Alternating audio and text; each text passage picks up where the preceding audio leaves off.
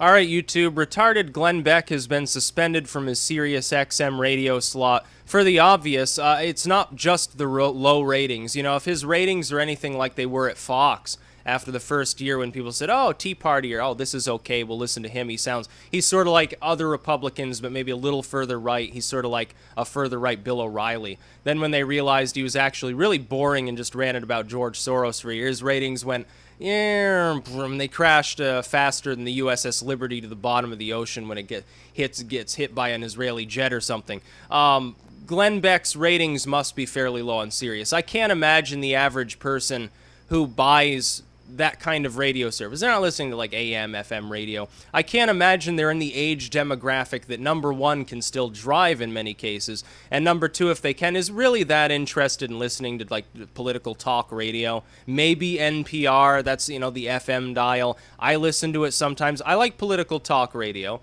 but I want it to be more news oriented than just a pundit, which is what Glenn Beck is, who happens to be a Mormon heretic that most Christians, if he was being honest with his listeners, wouldn't actually accept as one of their flock.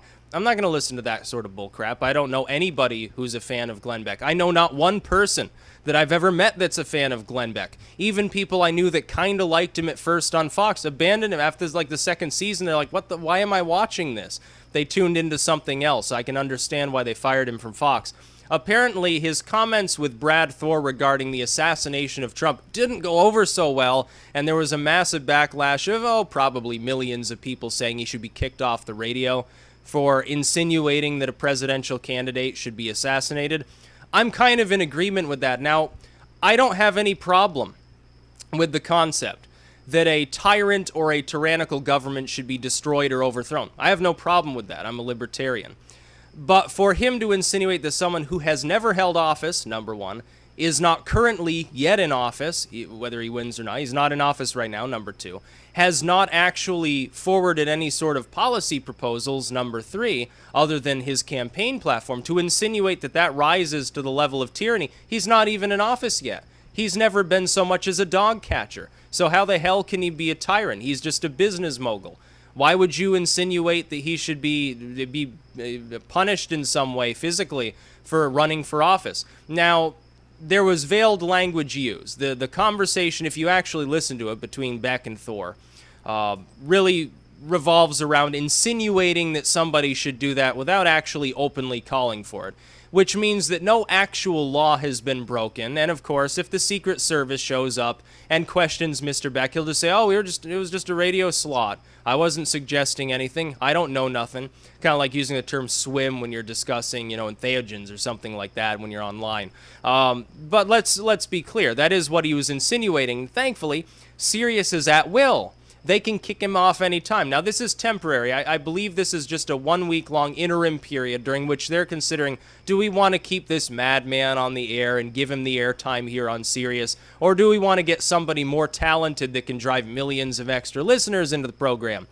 I think probably the latter is a better idea. I can think of dozens of people who would do a better job, be more entertaining to listen to on a radio slot than Glenn Beck. It's a no-brainer. He couldn't survive at Fox, which is the only remaining right-wing news source. Even they went full retard on the Trump issue and kept laughing about him till it became clear he had laid waste to his opponents.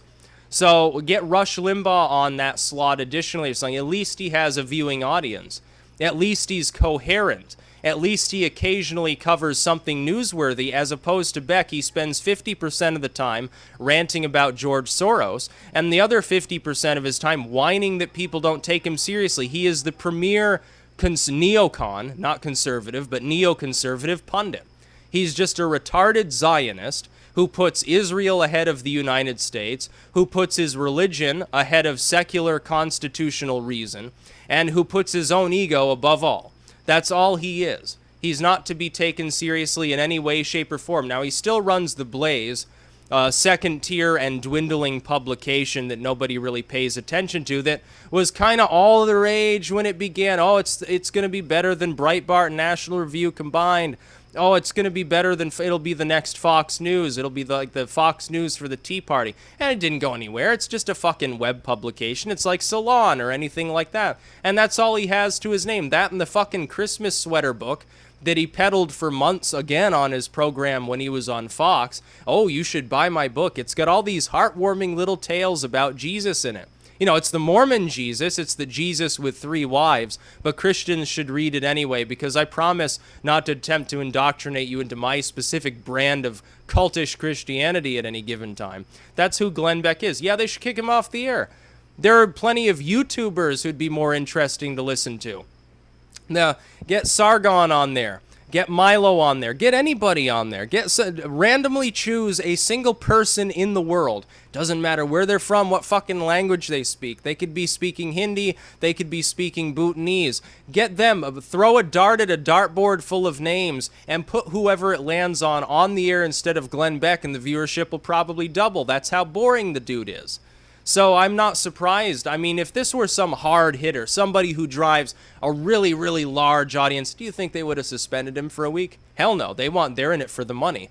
I can tell you this is assured. This is the one thing we can be sure of. They suspended him temporarily, yeah, 1 week suspension. They suspended him from the air because he's not considered inexpendable. He's not considered, inexpendable to SiriusXM's sort of family of general talk radio. That's the only reason they did it. If Rush Limbaugh had done this, he wouldn't be kicked off the air for that. I mean, he gets in trouble, some stations drop him. He's still ultimately on air, he's still syndicated, he's still driving millions of listeners. You know, Alan Colmes has more chops at this point than Glenn Beck. That's how sad it is. So no, they should drop him. He insinuated that a presidential candidate should be shot. That is what he did.